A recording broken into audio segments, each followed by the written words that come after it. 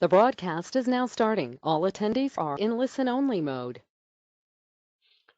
Good afternoon, ladies and gentlemen. I hope you are doing well and being healthy and safe. My name is Rinar and I'm here, and it is my pleasure to be today with all of you to participate in today's webinar about the GRC, the governance, risk and compliances, the challenges and limitations in a post-COVID-19 era. Here with us today will be Mohammed Kaisi. He is one of the leading experts at Leoron, specializing on topics such as compliance, risk, internal audit, governance, fraud, and so on. I will also be present the entire time to ensure that everything runs smoothly. Please note that this will be an audio-visual session, meaning that if you have any questions during the webinar, you can write down on the section of questions on the right side of the screen on the control panel, and the last part of the webinar will be dedicated for answering your questions. As the number of attendants will be high and the timing is limited, we apologize in advance for maybe not being able to answer all of your questions. However, I will write down my email, so if there's anything additional you would like to know or hear from us, you can reach us back at any time. Please note that after attending the session today, each of you will receive a certificate of attendance on your emails, and also you will get a $200 discount for our next GRC virtual training program. Thank you all. I will not take much of the time, and I wish you a very beneficial session ahead. Please enjoy. Mr. Mohammed, I will leave the floor to you right now. You can continue, please, with the presentation. Thank you, Reynor, for the introduction. I really appreciate it. Hello, everyone, and good afternoon. Good morning if you're just up, and good evening if it's late night where you are right now. I hope you are all safe, and I really look forward to an exciting 2 hours for us to discuss a very interesting topic that is determining how our organizations are going to be managed and run in the future to address all the different types of challenges that may be impacting us, especially in a post-COVID-19 era. To give you a small brief about what we will discuss today. So today we're going to talk about 7 key topics, which are governance failures. I always like to start this program by talking about cases where we noted previous failures in organizations as it relates to any topic regarding governance. So we're going to discuss several cases that have failed in the past, in the near past, in the present, who are still facing challenges as it regards to issues relating to governance. We're going to talk about the board committees. We're going to talk about corporate governance as well, the relationship between the shareholders, the board, and the senior management, the role of the key committees. I'm going to tell you what's the most important committee, in my opinion, that is not being provided with the right attention these days. We're going to have a small topic on organizational strategy and why organizational strategy is critical for our success and why it is a risk management tool if implemented and executed in the right way, which I believe many organizations have been finding it very challenging and difficult to create the right strategy and at the same time to ensure effective implementation. It's very important as part of governance to discuss the role of the risk management, compliance, and internal audit functions. These overlapping monitoring functions and how they should be coordinating and collaborating with each other. I believe you will see we will discuss that as part of COVID-19. These functions are disrupted, so they need to shape up, they need to change. We're going to talk about significant changes that need to alter each and every function and how they should start changing their perceptions about how they should conduct their work. We're going to conclude with 2 key very important topics, which are what is the attributes of a successful board of directors, especially at this point in time, and what are the key areas for board stewardship and board success as we face the challenges that we are facing recently. I really hope that you like this presentation. And as Reynor mentioned, if any of you have any questions, please don't hesitate to write them down. I would have loved to take them personally, but due to the time and the amount of participants, I don't think we will have the time to address each and every topic. And I would have loved to have discussions with you as well, but also due to the large number of participants, it will be very difficult to do that. So I hope you like the presentation, and let's take it forward.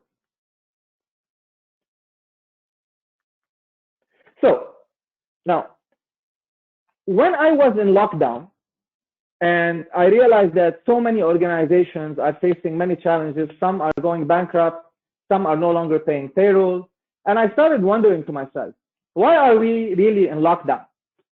Are we in lockdown because of COVID-19? Or are we in lockdown because we weren't prepared enough for a scenario of COVID-19? And then I started questioning why we were not prepared enough. And what occurred to me is that if we as organizations and economies throughout the globe invested maybe 20% of the losses that were incurred during lockdown, if they were previously invested in areas relating to health, relating to social services, I would have really doubted that we would have incurred the same amount of losses today. So I think COVID-19, before anything else, is a major lesson for us on governance. Our economies and our organizations and our mindset has been set for a very long period of time, focused on key financial metrics that are purely financial in nature. We were all focused on profit maximization, continuous growth, cost limitations, and we really forgot about the bigger picture. And that bigger picture can impact all of us, and it can impact our entire frame of work. So I think the first lesson for us from COVID-19 is that we need to start getting prepared for all different types of scenarios. And when it comes to boards of directors, senior management, even risk management and internal audit functions, compliance functions, there's no longer such a situation where it's an impossible scenario. Let's not take it into consideration. What we will address throughout this presentation now is that when we do think of the impossible scenarios, how much are we willing to invest to mitigate the impact of a potential scenario in the future? And I hope by the end of this session, or maybe when we take the course, we can actually answer that question. So one of my favorite quotes is that what I realized was that COVID-19 was not only a disruption for economies or technologies, it was also a habit killer for organizations and individuals. I mean, if I told you 6 months ago that your boss is going to be begging you to work from home, and he's going to be or she's going to be happy about that, I think people would have called us crazy, but it really did. So what COVID-19 managed to do is break a lot of habits, organizationally and individually, that would have taken us years to break. And I believe this could be a major advantage for us because it accelerated the process of change. It worked as a catalyst to force us into change. Now, this forcing into change needs to be done in a very organized manner for organizations and individuals, so we don't end up in a brick wall. Because going into change very quickly can also hurt us.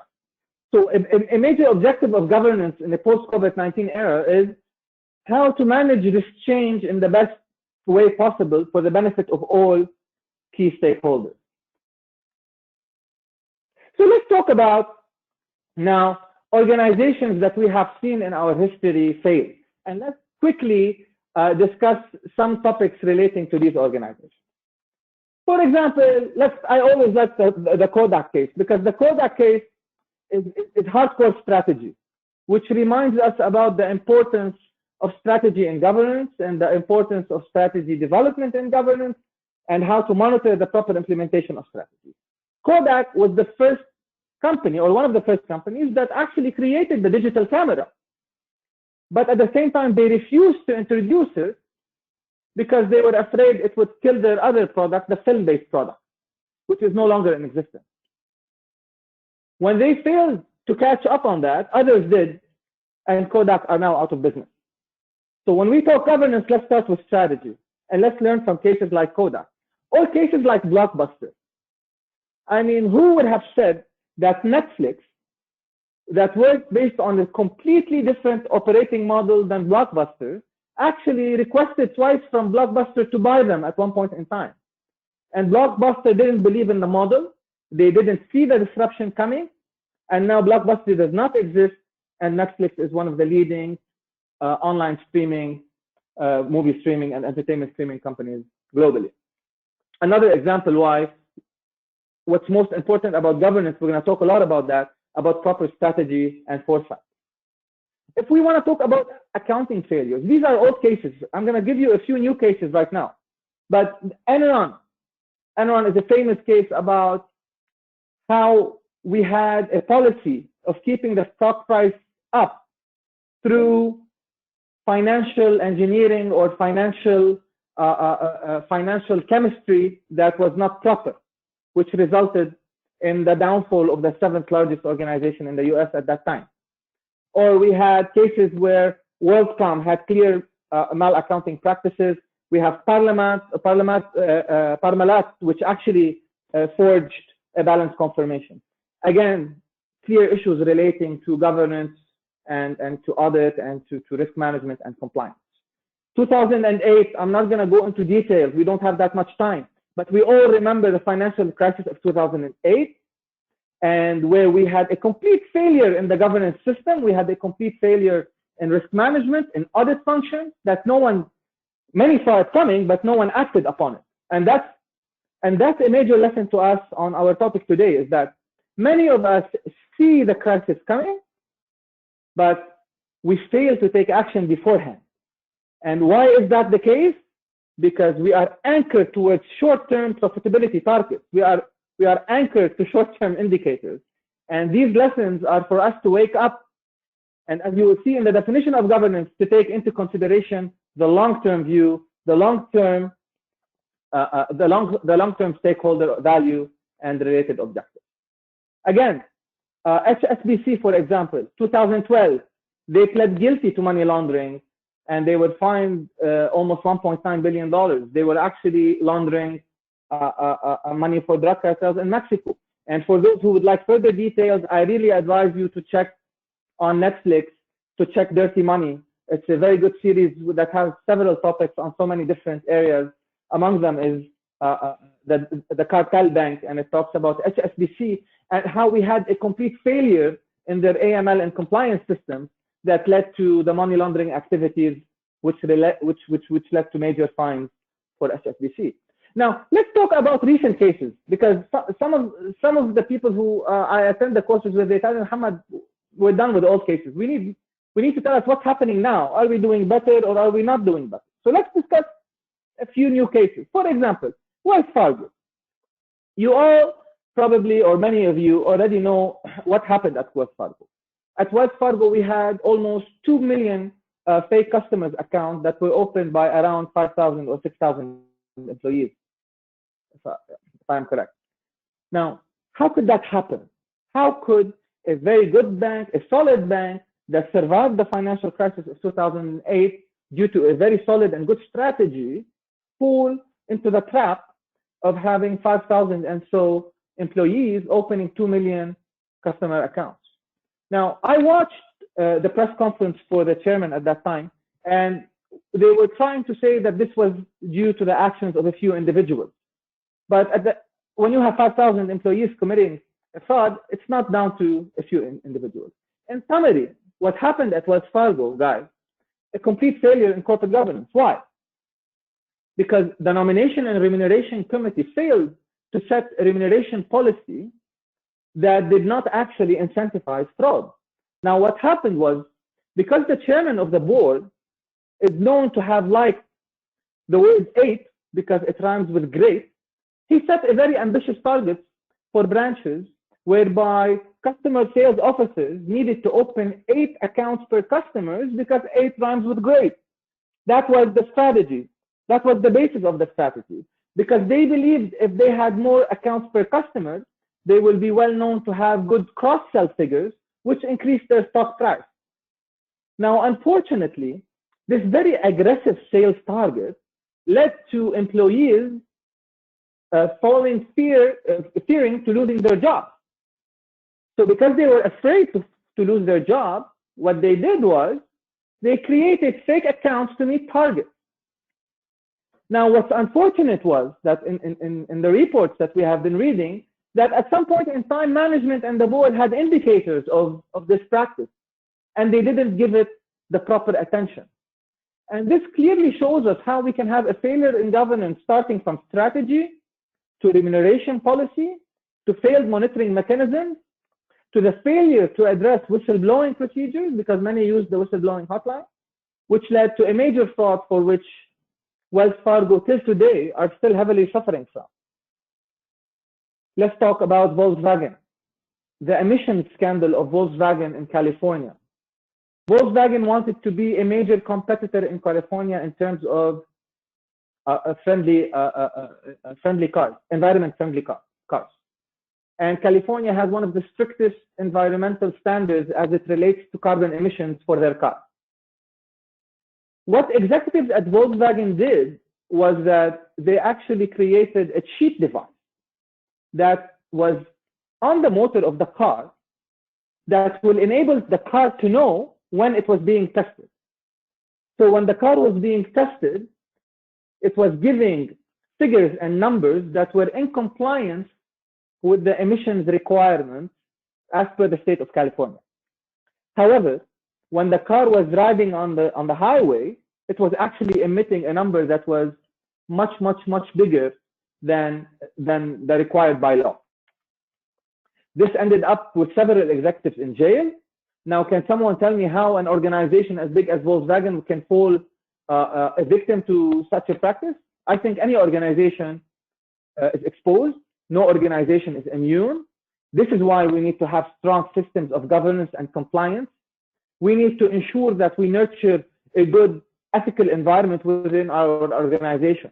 And this is why I read recently that when the head of compliance for Volkswagen joined, one of the first things she did was she worked on unifying and standardizing the code of conduct for the entire group.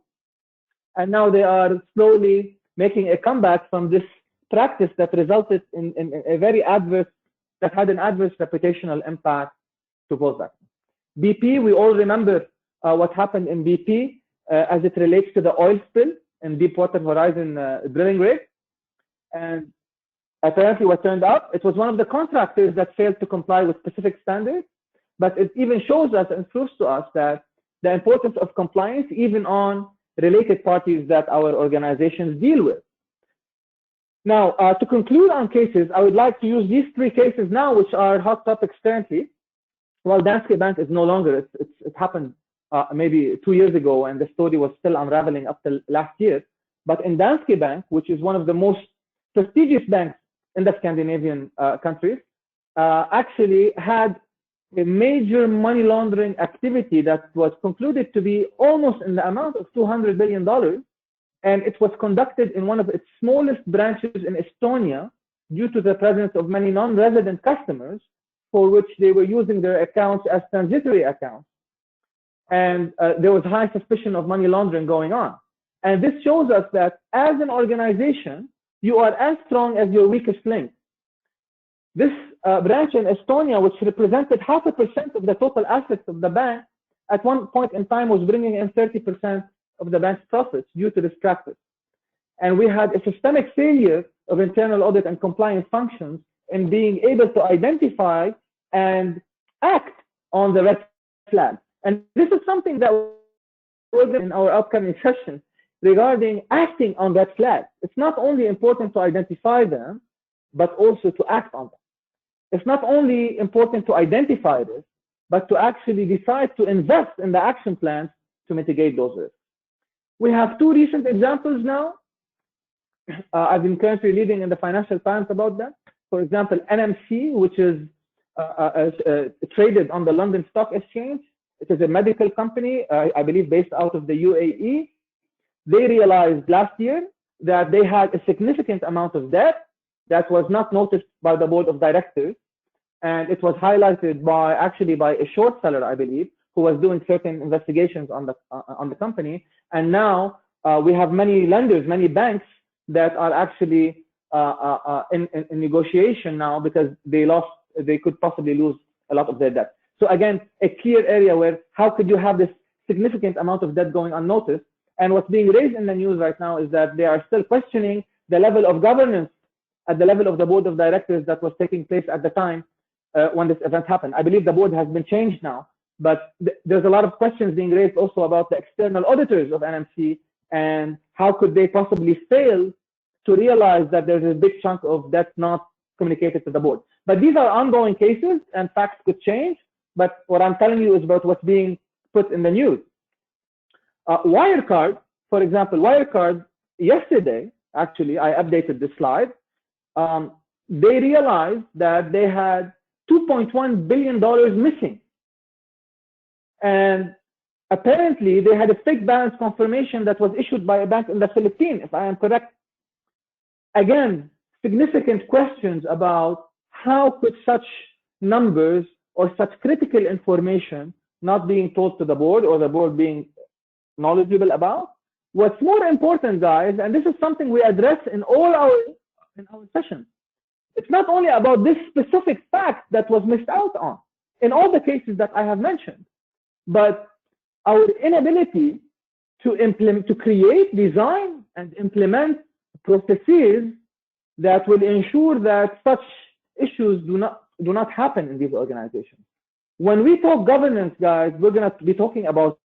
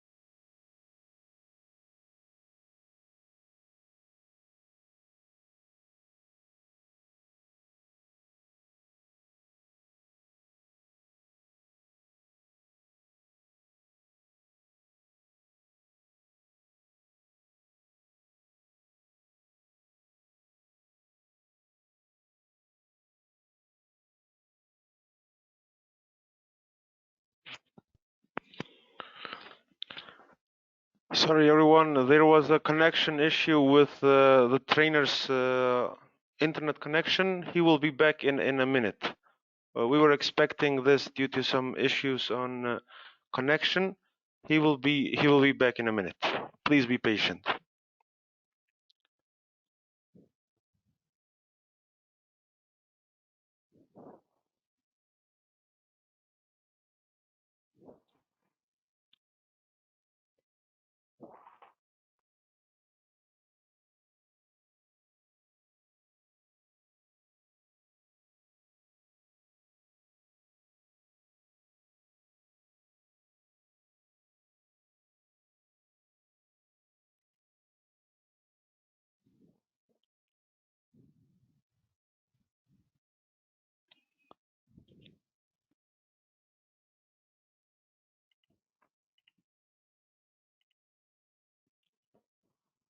Mr. Can you hear me, Mohammed? Renaud?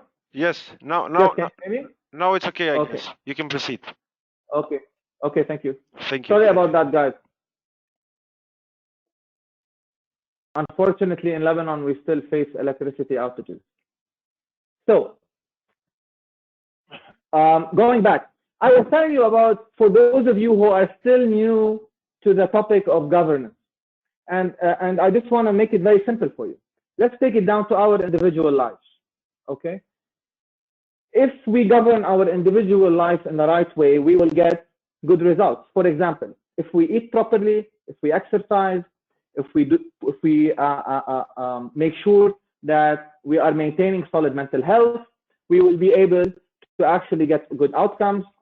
We will have good health. We won't face a lot of challenges.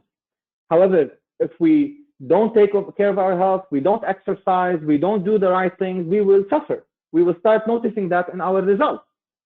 Same thing applies to governance when it comes to organizations. Governance is about how to keep our organizations healthy. And these will be one of the critical topics that we will be addressing. How can we maintain good organizational health? So, I've been recently seeing a lot of people complaining about, about losing the old normal in the pre-COVID-19 area. We miss that period of time because we don't like change. It's in our nature.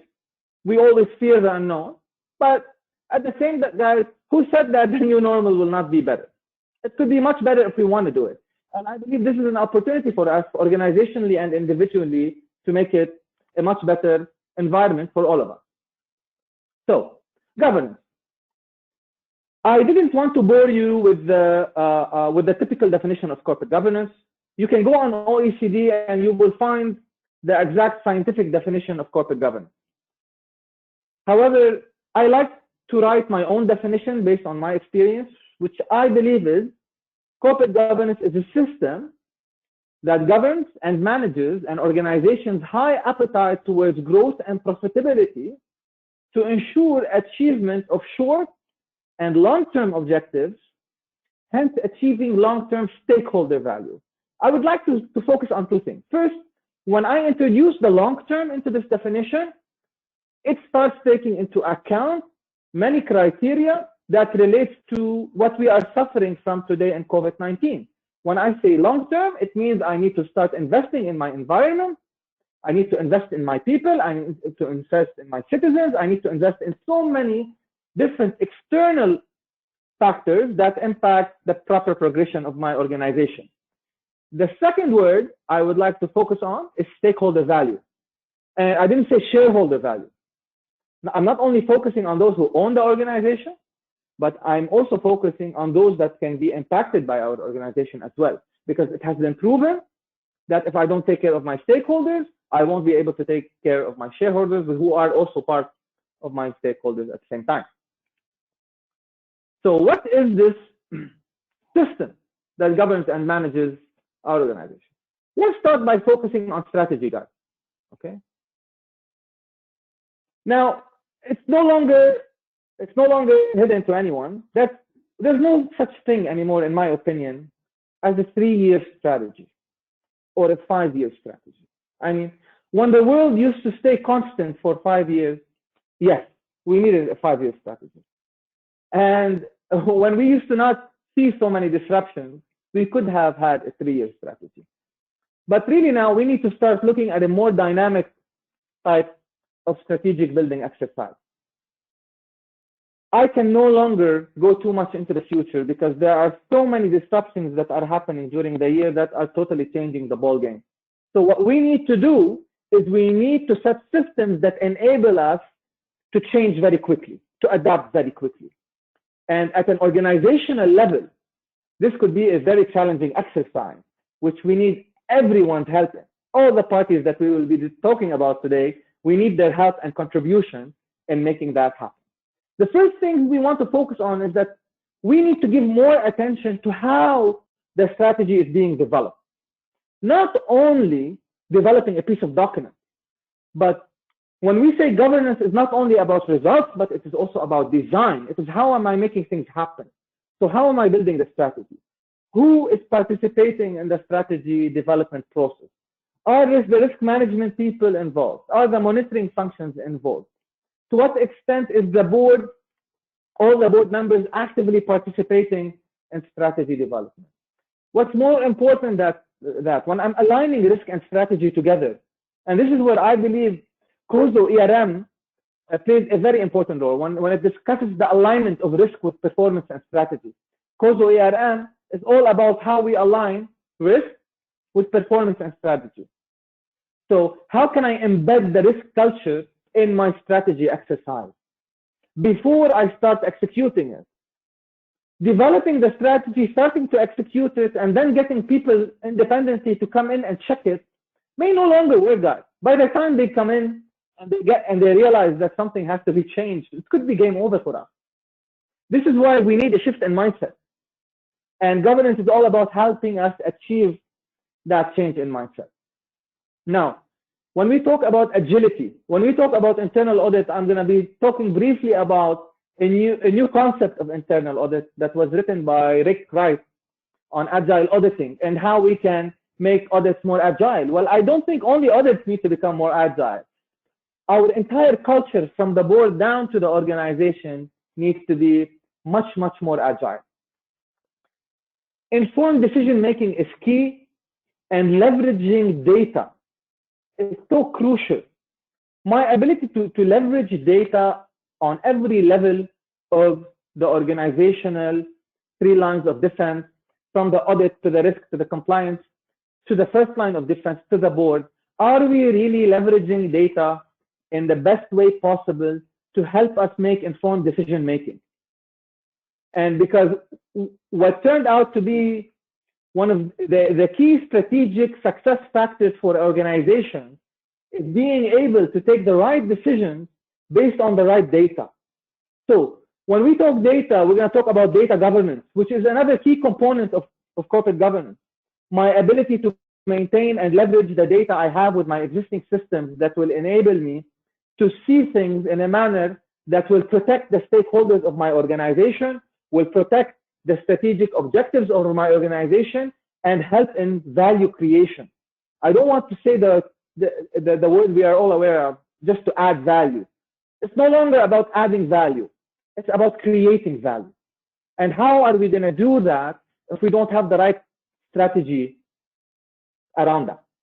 And this is where I believe the board of directors needs to have a key proactive role in engaging in the strategy building exercise for for their organization.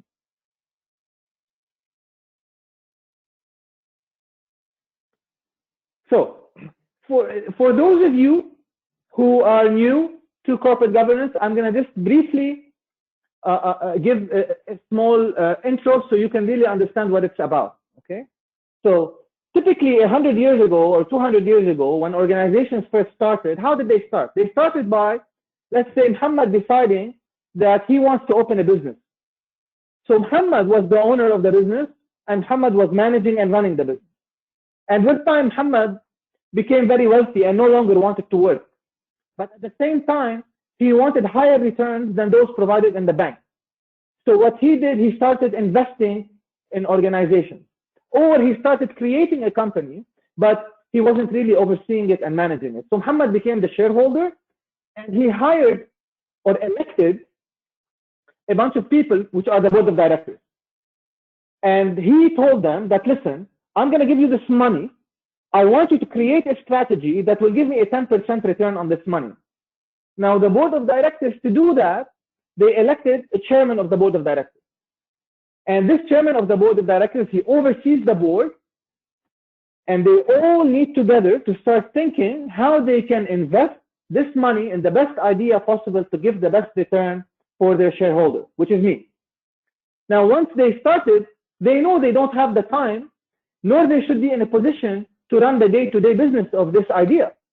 So what they do is they hire a CEO and tell him, listen, this is our strategy. This is the money.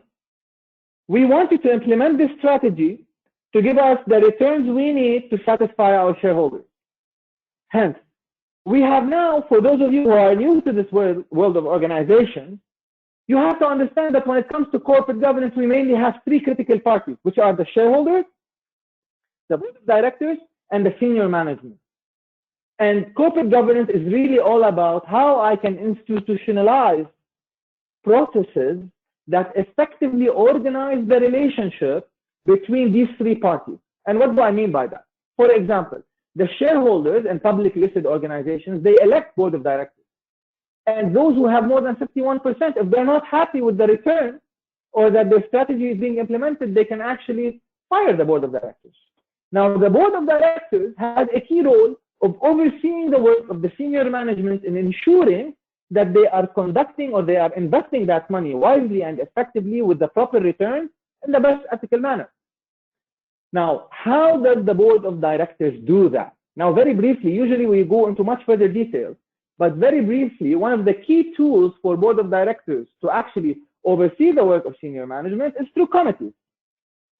And this is where I will discuss 4 key committees that are actually part of the board of directors that will actually help the board of directors in executing their jobs, which are, or their duties, which are the audit committee, the compliance committee, risk management, and nomination and remuneration.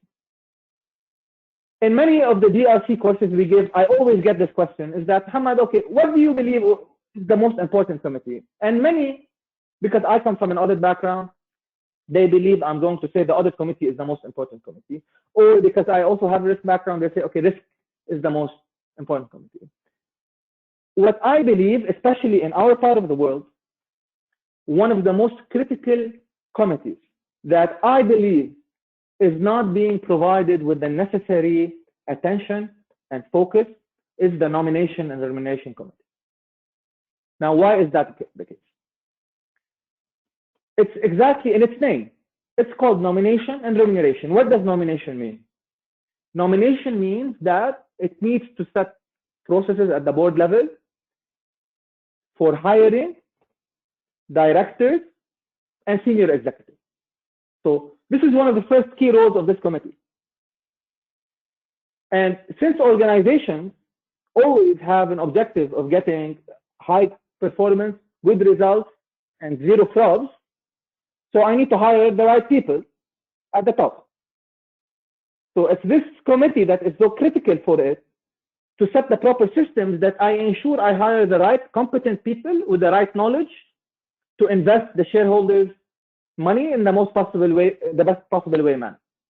So when it comes to remuneration, this committee has a key role in setting remuneration policies that ensure are not incentivizing fraud and at the same time ensuring the best possible outcome for the organization in terms of profitability and growth. And here's where I believe the Wells Fargo case is very critical and obvious as it relates to this topic. They set a remuneration policy that was so hard, that was so difficult, by telling the people, the salespeople, you either get your target or you're out of the organization. These people found themselves in a position where they have to commit fraud to maintain insurance, to maintain income. And this is how failure at that level of the board could result in very bad outcomes on the ground. I will start with the nomination and remuneration committee. I talked already here about it. So here, this is a very interesting slide I like to talk about, which is nomination and remuneration committee, since we're on this topic. So is it bad habits, necessary evils, cultural adaptations, or elements of success? The ones that I'm going to mention now. Many of these factors are applied in many organizations worldwide. Some actually play to the advantage of these organizations, some don't. Some in the short term play to the success of the organizations, and some don't. I will let you be a judge of that. So one of the first interesting things is that when it comes to nominating board members or senior executives, we like to focus on individuals that we know rather than individuals who know. So individuals we know rather than people who know. What do I mean by that? Especially in societies that are more collectively emotionally driven, they feel better having someone they know sitting beside them, although they might not be knowledgeable in a certain topic. Now, this is fine when it comes to individuals at an individual level. Okay, fine.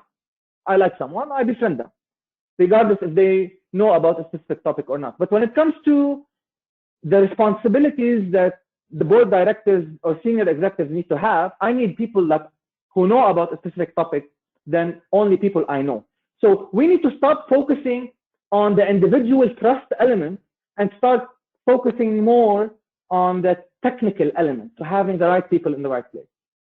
And this is why individuals with no technical background sitting at high levels of the organization can be very costly for that organization. And one of the key roles of the Nomination and Remuneration Committee is ensuring that every member of the board, all members of senior management, are actually people who are qualified to assist the organization in achieving its strategic objectives. Same applies to those who hold public office or active public office. This also raises lots of conflict. Now, if they had a public office and they are knowledgeable in that specific industry, then that's fine. Or in some countries, we have practices where actually the CEO participates in nominating or hiring board members. In certain societies, this could be acceptable. In others, it could not. Why? Because it could be not fully in alignment with the key requirements of the board of directors to oversee the work of senior management. So if let's say in any organization, if a CEO hires a board member, how can that board member oversee his work? What if he hires an independent board member? It makes it even more difficult to have a successful and effective governance framework. Non-technical directors acting as independent members. This is also something that we see sometimes that could be unhealthy. We are in a situation now, in a post-COVID-19 era, where we need all the help we can at the board level and the senior management. And this is why every single member needs to have a certain set of skills that can actually help and add value to an organization. It needs to be diversified enough to actually act on and help achieve the organization's objectives. And when I talk about diversity, gender diversity is very important. We need to have more ladies on the board. We need to have more ladies in senior management. They can really help us, and they are known to be much more productive. I mean, we saw in the COVID-19 crisis, I saw a recent study last time that in countries that were run by ladies, they actually handled the crisis in a much better way. So we need more diversity at the board level when it comes to gender. Also, independence, not only in form, but also in substance. We need people that are truly independent, not people who are only independent by design. Also, one of the key roles of the Nomination and Remuneration Committee is to help and assist the board in self-assessing itself. Board performance self-assessments are practices that we are not seeing in all organizations. Many organizations have them and many don't. These are very critical tools, and for which this committee needs to help in creating the framework and design that will assist the board of directors in assessing its own performance to help it in better enhancing its performance and developing the related strategies. So the Audit Committee is another very important committee of the board of directors. The Audit Committee has two key lines. First, they need to oversee the work of the internal auditor and the external financial auditor. Now, when it comes to the internal auditor, one of the key tasks is to support the audit function, give them the necessary independence as much as possible, approve the internal audit plan, help the internal auditor in the execution of that plan, especially in bringing to the attention of the board of directors those key recommendations that are provided and developed by the internal auditor that need to be implemented at the senior management level. However, we also have a lot of areas of improvement still in this regard in the post-COVID-19 era.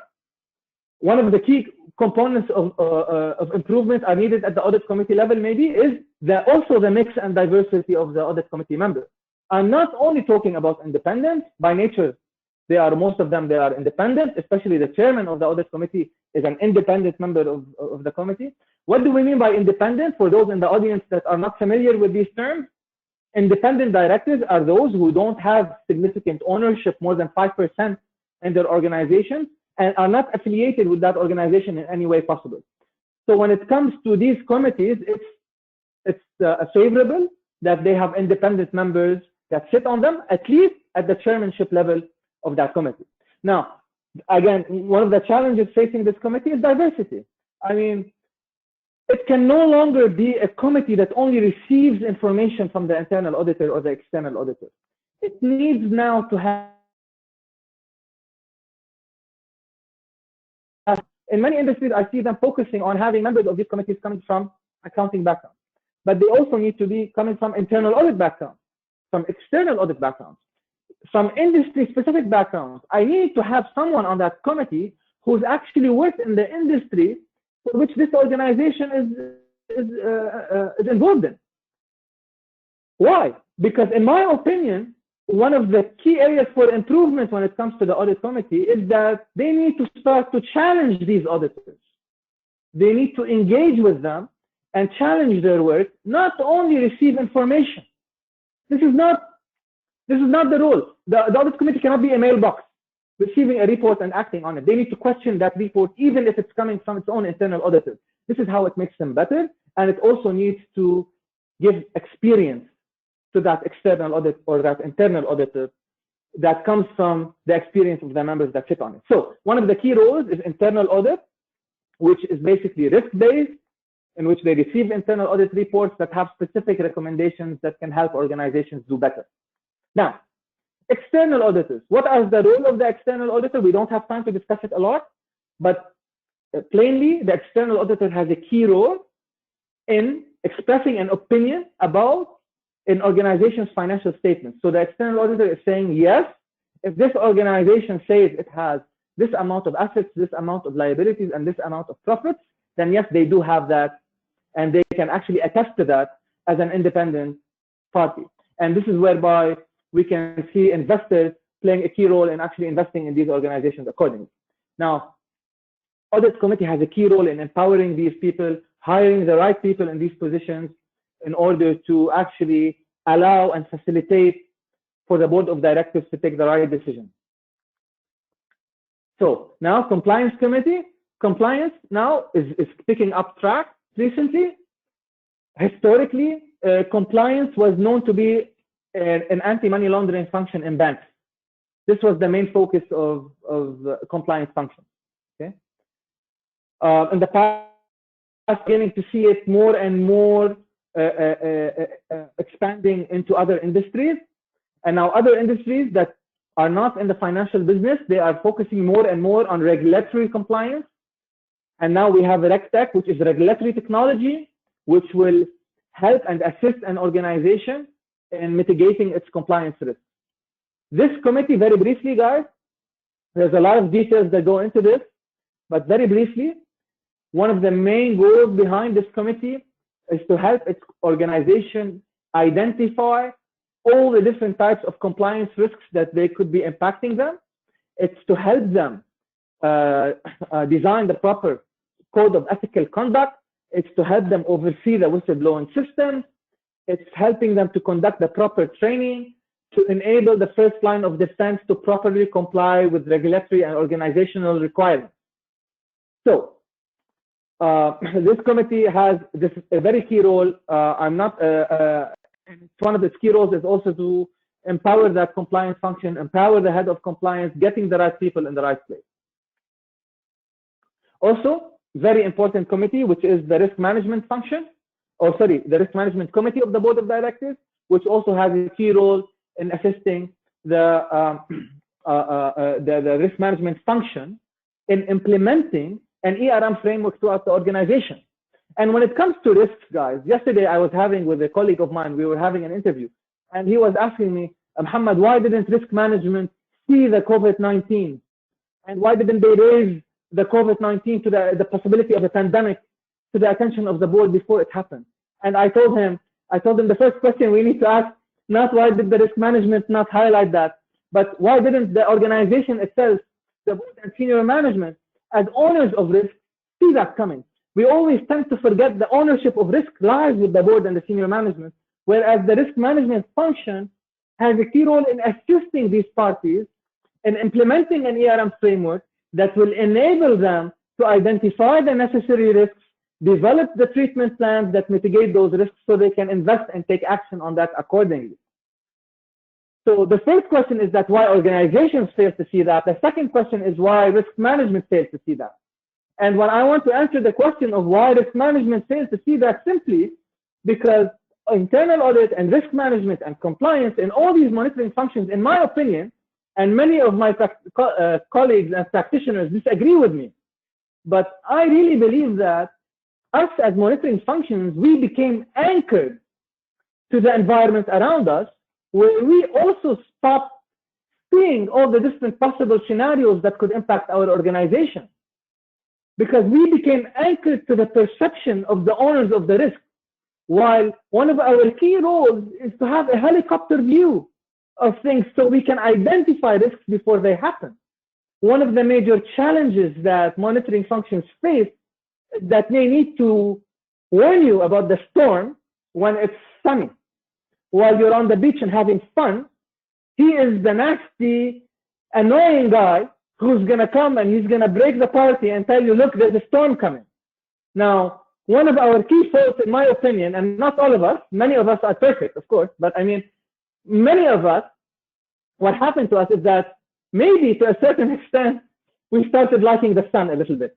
So these are things that we need to actually think about for ourselves and start asking ourselves these questions or these hesitations we had to speaking up about the least likely scenario, about speaking up when we know that we could be criticized and we could be told that we are ruining the party. So these are some things to take into consideration. Now, okay, ERM. Quickly, in the program, we talk a lot about ERM, but very quickly. As I said previously, ERM is about setting the proper risk management framework that will enable us or will help the organization in identifying risks. And guys, risk identification is not the work of individuals. It's not the work of CEO. It's not the work of board members only. It's not, no. Risk management is an institutional exercise whereby I have the necessary processes that will enable the identification of these risks. Again, governance is about institutionalizing processes. It's not only about institutionalizing people. People need to be there to make these processes work, but I need the design of these processes first. Now, one of the key things in risk management, keep it real, but at the same time, think about the least likeliest scenario. Keep it simple. Don't overcomplicate it. I see many practitioners and professionals and fellow colleagues. Unfortunately, we kind of believe that when we overcomplicate things, when we say big words, we look smarter. Even if that is the case, we're not helping ourselves, nor are we helping our organization. Nothing is rocket science, okay? It's all very simple. Let's keep it simple for our audience. Let's keep it logical. Let's keep it growing. What do I mean by growing? What I mean by growing, guys, is that we're never going to have the perfect system at a specific point of time. Systems need to grow. They get better from one year to the next. So we don't seek perfection. And I believe one of the best ways to get as close to perfection as possible, especially when it comes to governance, is to fail fast. If we fail fast, we learn fast, we improve better. But fail to an extent without disrupting your whole company. But I mean, don't be afraid to start a process. Learn from your mistakes and improve as you go along. So very quickly, this is the COSO ERM, aligning risk with strategy and performance. We have a whole course on this, but what I can tell you about ERM, for example, if you apply COSO ERM, we have different risk management frameworks. We have the ISO 31000, 2018. We can talk about that as well.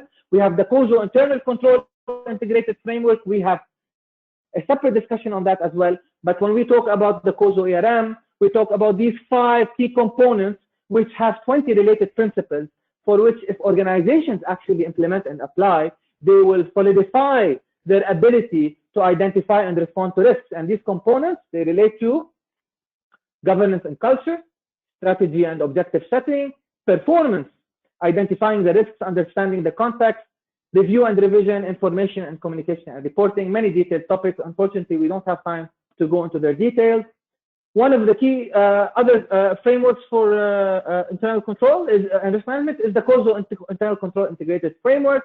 For those of you who don't know what this cube means or what's the 3-dimensional element of this cube, it's basically that over here, any specific function, department, or process in my organization need to achieve specific objectives across 3 categories, which are operations, reporting, and compliance. And to do that, they need to effectively implement the principles that are based upon these 5 components, which relate to control environment, risk assessment, control activities, information and communication, and monitoring activities.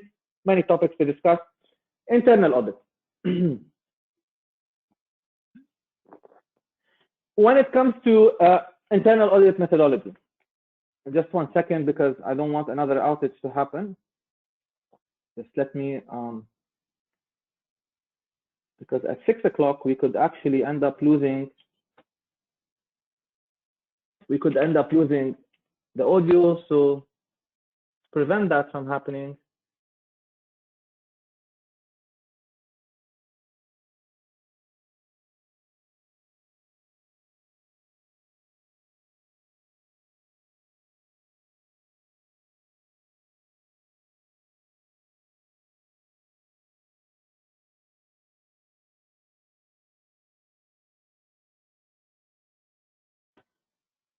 Okay. Everyone, can you hear me, Renor? Yes, I can hear you. Yeah. Okay. All right, I'm back.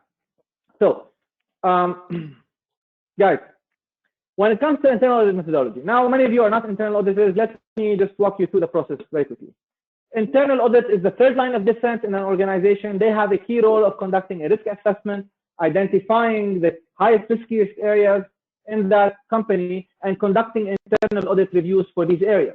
Now, what does that mean, conducting an internal audit review? It means that they pick a specific department, they conduct a process understanding of that specific function, they identify risks that are impacting that function, they identify controls that should exist to mitigate those risks. If these controls do not exist, they recommend on their implementation. If they do exist, they need to test them. So, internal audit has a key role of communicating to the management and audit committee about key processes that require enhancement, that require development, key controls that need to be built within the organization. However, this function also, I believe, is subject to change right now. Change in mindset. Okay? For internal audit practitioners on this call, I can safely say, in my opinion, that it's time to take advantage of the COVID-19 to change the way we do audits. We can either in the same methodology we were using or through new types of methodologies. However, we need to become more dynamic. We need to become more agile. Our risk plans need to be more engaged with the different types of risks that are emerging constantly. We can no longer afford to conduct a 4-month audit, then taking us 2 months to issue a report. By the time the report is issued, it is no longer relevant. Okay, it's time for change. To do that, there are many ways. We can either amend existing processes or discuss new methodologies. As I said before, there's a new type of methodology, agile auditing, which is based on the Scrum framework, which basically is applying project management principles that are adopted by the agile software development process. So it will help us go from perfect communication after a long process in auditing to frequent communication during the process. It can help us go from rigid planned activities to quick iterative activities, from comprehensive documentation to more relevant documentation, from hierarchical systems to more flexible systems, from following a present plan to having the ability to respond to emerging needs, to auditing, to internal audit resources, to resourcing audits and projects, transparency in the audit process, and controls over the audit process. These are all things that could be changed in the way we do our audits, and we can have a very long discussion on that. But we are losing time. Let me. My camera is not working. Is my camera working now, Renor? Yeah, now it's fine. Now it's fine. We can see you. Okay, very well. Okay. So when it comes to compliance, again, as I said, organizations are facing so many different types of compliance requirements these days. We have laws of the land, we have policies, we have transparency, regulations, requirements, rules. I need to have a solid compliance function that will enable me to assess what are the related risks that are coming out and be able to conduct the mitigating plans to address specific compliance risks. And to have strong compliance, guys, I need a strong MIS to be able to have access to data very quickly. I need the proper training throughout the organization. I need to have proper compliance testing. We need to have strong monitoring functions in terms of audit and risk management. strong and supportive executive oversight, solid organizational structures, policies and procedures. And when we talk about policies and procedures, guys, and pay attention here, you're going to like this. When we talk about policies and procedures, what's critical is not only having them, but again, when we discuss governance, we need to have a system that will ensure that my policies and procedures effectively embed all the necessary control requirements that are needed for people to comply and ensure achievement of organizational objectives. Now, when I don't have a system whereby if a new regulation, for example, is issued and it's not adequately embedded within my policy and procedures, then I'm running a major risk of non-compliance, hence resulting in either penalties or much more than that, depending on the risk we are talking about. So I need to have a system within my organization that ensures that policies and procedures are adequately updated, reflective of existing operations and existing systems. We didn't talk about technology governance a lot in this session. We don't have time. But when I say corporate governance, I have data governance on one end, and I have technology governance on the other end, other than organizational governance. Technology governance is all about the future now. An environment where we are dealing with technology from end to end. And organizations are investing so much money in these technologies. How do I know that I am I'm getting the right return on that investment, or if that strategy is well aligned with my my technology strategy is well aligned with my organizational strategy? So these are all things to keep in mind.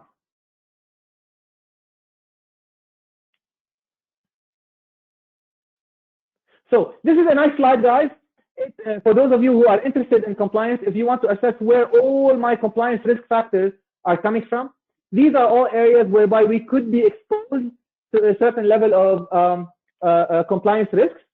Vendor relationship management is one of them. My relationship with my suppliers and the different types of contractual risks that I could be exposed to as a result of that. Local requirements, operations, financial compliance, license and permits, antitrust, cybersecurity, international treaties, environment, health and safety. All of these guys across this universe are areas where I could be exposed to specific compliance risks. Now, fraud, very quickly, I want to talk, because in the training we go into much detail, but let's talk about this, what is famously known as the fraud triangle. The fraud triangle, what is it about? It means that if any person in my organization is to commit fraud, there are three factors that need to happen at the same time for that fraud to take place. So that employee needs to be under a specific level of pressure. They need to have the opportunity to do that fraud and the ability to rationalize it. Now, why do I introduce this topic? Why do I introduce this topic when I'm talking about corporate governance?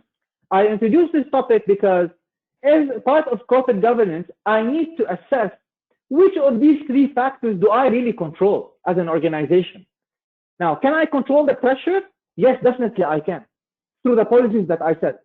As we saw in Wells Fargo, when they set target setting mechanisms that are very, very, very tough, they put so much pressure on their employees that they started the fraud triangle with them. So pressure I can control through my policies. Opportunity. When these employees at Wells Fargo found an opportunity, they took it, which is to create these accounts in the system without them being detected.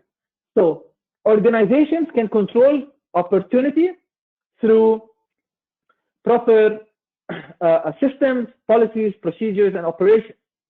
Now, when it comes to rationalization, this is not something we can all control as terms of an organization, because rationalization goes deep into the mindset of individuals. But if you had someone with a specific mindset, such as an employee in Wells Fargo who has a disease and is scared to lose his insurance, or who has kids who need insurance, he got under the specific set of pressure, he got the opportunity to commit the fraud, and he rationalized it to the well-being of his staff. So now, when we say fraud, the board, in terms of corporate governance, they need to take into consideration and keep in mind what elements of this fraud triangle can I control and mitigate the risks of fraud through the proper implementation of procedures that can decrease the pressure, eliminate opportunity of fraud, and to a large extent, if possible, mitigate rationalization, which can be very challenging and difficult. So we have 20 more minutes. First, let's talk about the post-COVID-19 era. Sorry, I have here. Okay. So we have 12 attributes of a successful board of directors. What are they? In a post-COVID-19 era, what do boards need to know and have and try to maintain to effectively navigate the storms that are impacting them in this day and age? First, a board culture committed to effective oversight, strategy building, and value creation.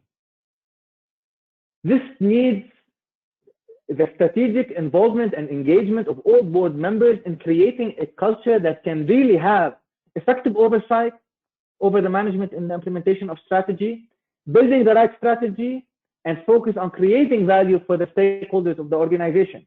And when we say stakeholders, we are moving into the external parameters of the people directly impacted by the organization itself and focusing more on the environment, social services, etc. So directors, again, that are qualified, talented, and committed to asking the right questions. This is very important. Being a director is no longer an easy task. It's not just you go in a meeting and you listen and you leave. No, now it's about asking questions, engaging, trying to be as engaged and productive as possible, which requires a lot of preparation and skill set. So a diversified board that includes the right mix of talent and commitment. So one of the key roles of the nomination committee, I don't want all my board members being from the same background. I need a mix that can actually help it work. Directors that are engaged in decision making, financial analysis, and informed decision making. And when I say informed, guys, another very important point in informed. Okay, we've seen many fraud cases in all the cases we've seen globally, that many times the board of directors, they fall a prey to being guided towards a certain decision. That it's fraudulent in nature, but they actually legalized it. They legalized it because they couldn't take an informed decision because the data presented to them was only taking them in one specific direction. This is why our organizations need to have strong systems that will enable them to get the right data at that board table so that decisions are taken are in the best interest of all key stakeholders. So directors that successfully build effective relationships with internal and external stakeholders, of course. A board of directors that effectively diversify across skills, experience, age, nationality, and gender. As I said earlier, gender is important, nationality, age, experience from all different types of criteria, whether young people who want to take all the risks, and our beloved wise and experienced members who can still calm the wild horse down to take more well-informed decisions. We can also have proactively and constructively challenge management performance. And guys, this is something we didn't talk a lot about. In the course, we go into further detail. What is good performance? What defines performance? And above all that, what are the systems that need to be in place to measure the performance that we need in our organization? The key criteria, not only key performance indicators. I'm not only talking about KPIs, guys. I'm talking about value creating performance indicators, okay? Not just specific numbers relating to financial statements, but more as it relates to operations and these performance indicators that are more linked to my value proposition as a company. So a clear, transparent, and objective performance self-assessment. As I said earlier, we need to have the ability to assess our own performance as a board. A clearly defined organizational performance metrics, as I said earlier, a continuous learning board of directors, an environment that actually encourages learning throughout the entire organization. A technology-savvy board, definitely, and a forward-looking, sustainability-driven board of directors. So now, I recently read a very interesting article in Forbes magazine issued 2 days ago, and actually I wanted to integrate it into this program because I like the areas that they highlighted. And what they said is that key areas of board stewardship. What are they? They highlighted 6 areas of board stewardship. Let's see what they are. So first, they talked about aligning capital and value. So what does that mean? What they said is the following, that one of the key important elements for board of directors to succeed in this era, is to allocate capital priorities needed to be challenged to balance near-term return to shareholders with investments in long-term growth opportunities. What are these priorities? Research and innovation, employee well-being, talent development, corporate culture, and strengthening external stakeholder relationships. Guys, one of the first things we need to ask ourselves, in my opinion, is, okay, what am I doing as an organization when it comes to R&D, when it comes to employee well-being, talent development, corporate culture? And corporate culture, guys, you know, many of my fellow auditors are engaging in audits known as cultural audits or corporate culture audits, which is excellent, auditing culture. But culture is so challenging and difficult because there's a lot of politics in it. I am sure all of you work in organizations and know organizational politics can be either the secret sauce of success or the secret sauce of failure. And this is where we need to ask ourselves, how are we allocating the proper capital in enhancing a culture that actually maximizes organizational performance and strengthening external stakeholder relationships. Now, the second factor for board stewardship was internalize material, environmental, social, governance, and data factors in ERM.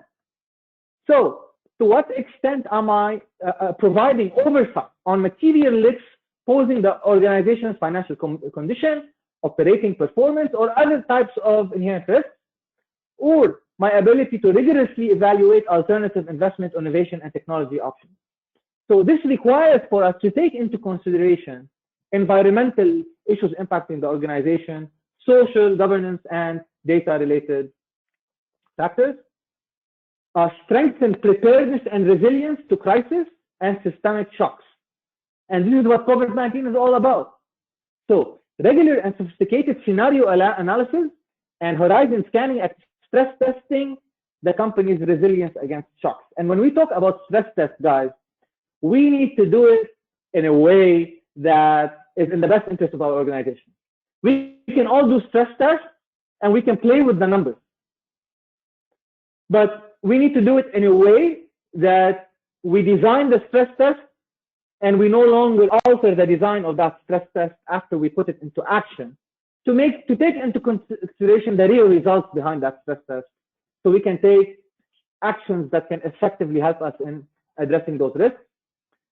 Put crisis response and succession plans in place for critical roles, for sure. Succession planning is key. The crisis showed us that succession planning is key, and it's not easy to do proper succession planning system.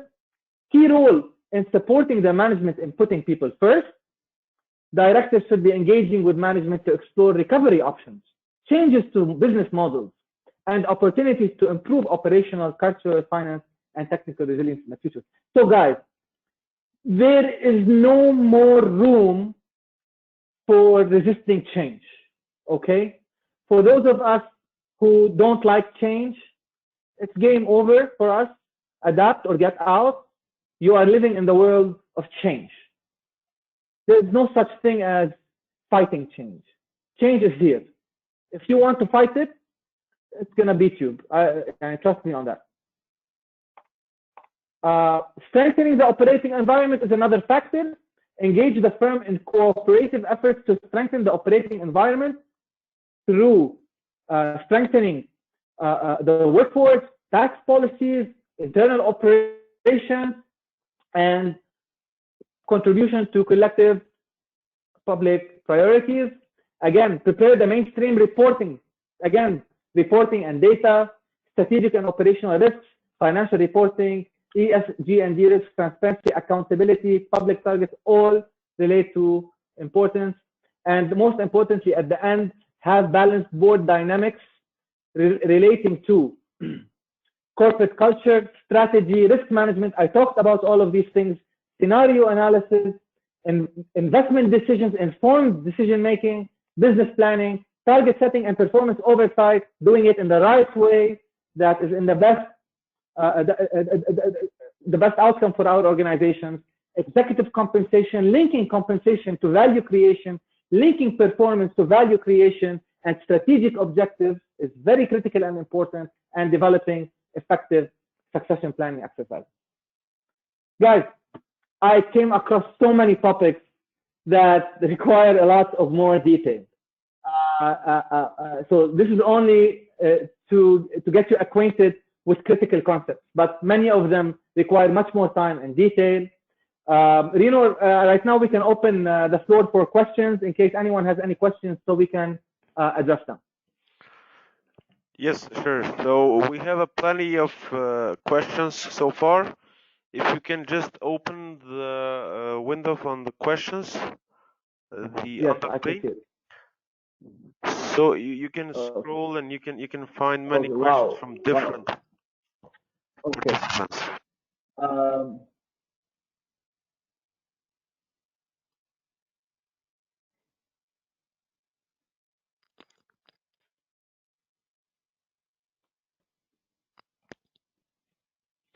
So as I said, because there are a lot of questions, and due to the limited timing, we may not be able to answer all of them, but we will make sure to go through as much as we can. For those who weren't hearing, was that fixed later on? Many were saying that they were not hearing. Yeah, I think it was fixed. Okay. So one of the questions, don't you think that we should review our strategic planning based on the frequency of changes in our IT, risk, and corporate culture, rather than defining 5-year, 3-year, and 1-year plan? That's by Muhammad Waqas. Muhammad, I already addressed that. For sure, in our world and age, we can no longer rely on 3- and 5-year strategic plans, okay? That's the whole idea about governance in a post-COVID-19 era. We need to have strategies that are dynamic, that are ever-changing, that can pick up on emerging issues and address them as they go along. So definitely, yes, we cannot, in my opinion, we cannot anymore handle such long strategic plans. Let's see more questions. Do you see any changes in the composition, responsibility, and empowerment of Audit Committee and Risk Management Committee in a post-COVID-19 era? Mohed, definitely. Look, all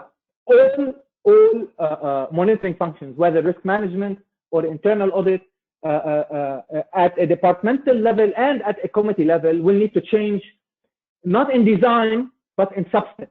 Okay, not in form, but in substance.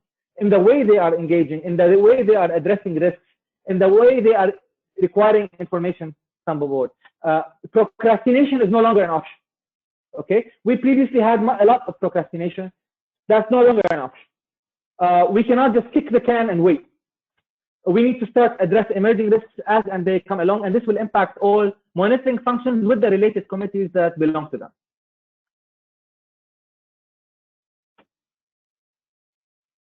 So Hassan Patel is talking about the black swan, which are events that could happen and lead to a lot of losses. So what he's asking us is, is it important to have a general risk assessment as a result of black swans? Mr. Patel, it's not only about having general risk assessment. You're going to need to update your risk assessment now. Look, it's a very good question. Risk assessments can no longer be a once in a year exercise. Risk assessments need, through the development of a proper ERM framework, they need to be a day-to-day activity that will pop up risks and information as we go along. I cannot wait 1 year to see what are my new risks and the related results. So that will change. There's no such thing, in my opinion, anymore as a general risk assessment. It needs to be dynamic to the implementation of an effective ERM system.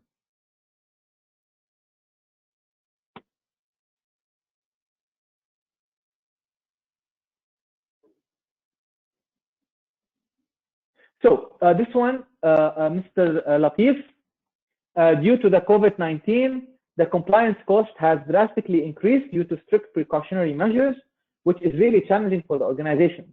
What is your opinion on the future prospects of the compliance cost will continue to increase, and will it increase the demand of the assurance function? Okay, I like your question, Mr. Latif. Look, it's not about whether compliance costs are high now. The question is that we weren't paying enough before. Okay, and if there's any lesson we learned from this pandemic, is that the less you pay earlier, the higher costs you pay in the future. And definitely, in a direct post-COVID-19 world, we're going to pay a lot of money investing in these monitoring functions because we didn't pay enough before. But now I believe they are being heard, and it's the right time to do that. Maybe in 3 to 5 years' time, that cost will decrease because the major investment has already taken place. Another question, can we include a deputy CIO on the structure of the compliance and audit reporting without being a conflict of interest? By CIO, you mean the Chief Information Officer, I believe? I'm not sure. Oh, you mean the CEO. So can we include a deputy CEO on the structure of the compliance and audit reporting without being a conflict? Yes, of course, Sulaiman. Sulaiman, at the end of the day, you can have any administrative line for the monitoring function, but they need to have a direct reporting line to the board of directors.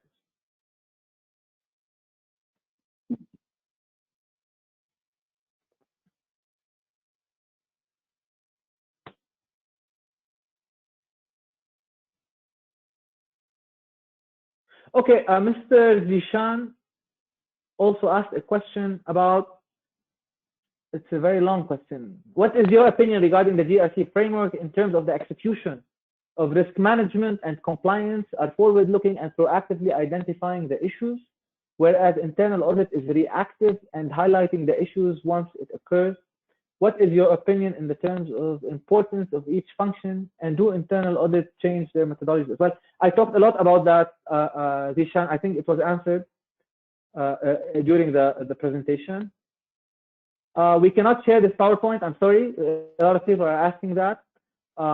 We usually share it in our courses, but publicly we cannot share them publicly. So someone is asking me, how do you set a framework to evaluate board performance? Is it possible? Of course, it's possible. Many boards of directors have institutionalized processes to assess their own performance. Many have not implemented it. Many have. This is an ongoing process. Go on Google, put board performance assessment. You will find so many ideas about that. So many tools that can enable you to do that. What are the new skills in audit you recommend as internal audit should gain post-COVID-19? Okay, listen, that's a great question. That was by Mr. Mohit. Okay, Mr. Mohit, internal auditors, as I said, need to become more dynamic, more agile. They need to become much more strategic. They need to ask about departmental strategy, organizational strategy. They need to think outside the box. Internal auditors need to stop seeing their organizations as small silo boxes. You know, the traditional internal auditor looks at his organization and just sees small boxes. Okay, that's done with. You need to start having a more strategic look towards your organization and how you as an internal auditor need to provide the necessary comfort to the key stakeholders that this company is working in alignment with the strategic values of the organizations and strategic objectives.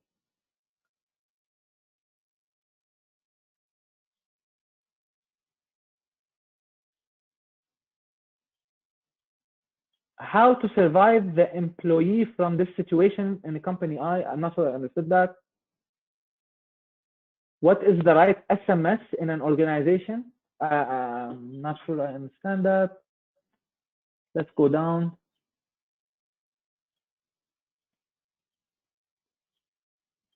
Can there be one committee for audit risk and compliance instead of 3 separate? Definitely not. Okay, audit is a third line of defense. Audit, risk, and compliance are a second line of defense. I don't advise it for them being one committee. And I don't think you will find the right people with the right mix to address all 3 topics, audit, risk, and compliance. Now, in very small, non-regulated, very small organizations and non-regulated industries, this could be possible, but I don't advise it. I'm not a fan of it. I think each committee should have its own role and its own members. They can have similar members, not similar members, but I mean they can have some similarities in members. Like you can have one member sitting on 2 committees, but the chairman of this committee shouldn't be the same person. But I really advise that they are allocated separately so they can give attention and enough focus to the topics. If you put them all together, they will not address all the topics seriously with the right amount of time. Governance may be at a departmental level. Yes, definitely. We didn't talk about that. Who is this? Mr. Sayyid Shah. I liked your question. You're saying governance policy may also be at departmental level from departmental heads and not only on corporate level. Definitely. This is something we didn't have time to talk about. Governance at a departmental level as it relates to process, people, technology, assets, regulatory, and financial reporting. So yes, I agree with you, Mr. Sayyid Shah.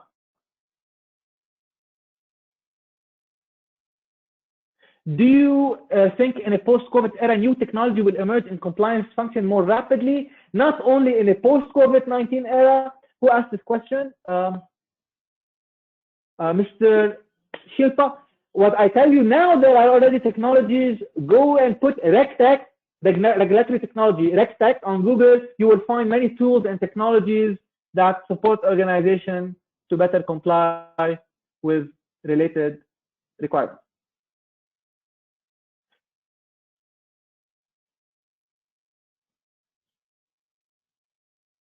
Should internal audit and compliance be part of one business unit or they should be separate? Definitely they should be separate. Audit has a key role to oversee the work of compliance. They cannot be one. It's not advisable for them to be one, and I don't agree to that as well. Can you use a deputy CEO in a reporting line? Yes, in the administrative reporting line, that's fine. Okay, I think there's a lot of more questions. I'd love to take them, but they are a lot. Okay, guys, so I'm sorry if I couldn't address all of your questions. Reynor. Yes, please, yes. So last question I will address, what is the first line of defense in the organization? The first line of defense in the organization, guys, are those people, those departments, those functions that are actually executing the work at the front end of that organization. So the people who are dealing with the customers, they are the people who are implementing the procedures. We call them first line. Why? Because they are the first point of contact with our external parties as an organization. And we need to equip them with the right policies and procedures so they do not commit error. And so we address all the typical risks. This is one of the key roles of the second line of defense. When we say risk management and compliance, they have a key role in ensuring that these lines, that the first line of defense is properly equipped and trained to handle all types of risks that they may encounter. I'm getting a lot of questions on the second line, on the reporting lines for the audit. Yes, the administrative reporting line can be the CEO, the DCO, anyone at the high levels of management. That's fine. In my opinion, it's not a problem as long as the direct reporting line is maintained to the audit committee and the board of directors. Okay, Reynor, there's a lot of other questions. I cannot take them all, so I think we need to call it at this point in time.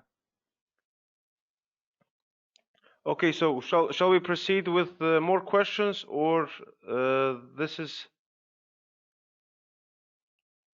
No, I think that's enough. There's many other questions. They need a lot of more details. So I think that's enough for today. Okay. So every one of you, you have my email address on the chat that you are raising your questions. So if there is any specific that you would like to hear from us, you can send us an email, and we will try our best to answer your concern. Other than that, on behalf of I would like to just, Reynor, I would like to comment one more thing. I want to thank you all for attending. I appreciate your time, and I look forward to see you in our future programs as well. Thank you. Thank you, Mr. Mohammed. Also, on my behalf, on behalf of Leon Institute, I want to thank you all today for attending. We hope that we have met and even exceeded your expectations, and you have gained as much value from this experience as possible. As mentioned during my first speech, we will have another live training program dedicated to the GRC, to the same topic, that will be taking place on 28th of June until 30th of June. It will be a 3 days live virtual training, again with Mr. Mohammed Kaisi. So if any of you would consider joining this program, please do not hesitate to reach me back, and I will provide you with full details. Once again, we hope that you have enjoyed the webinar today, and I hope that our cooperation will not end here. Reynor, some are asking for my information. I publicized it on the chat box.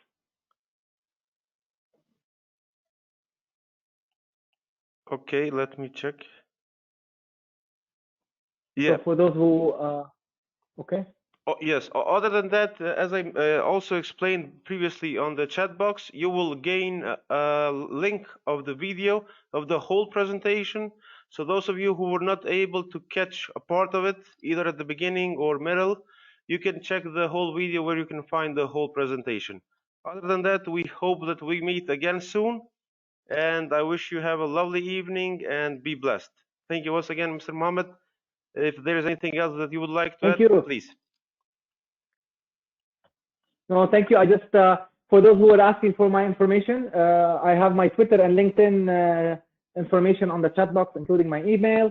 Don't hesitate to follow me. And I look forward to seeing you guys in our future programs. Thank you very much for your time. And thank you, Reynor, for organizing this webinar. Thank you. Thank you as well. Enjoy your evening. Have a good day. Thank you. Thank you. Take care. Bye-bye. Bye.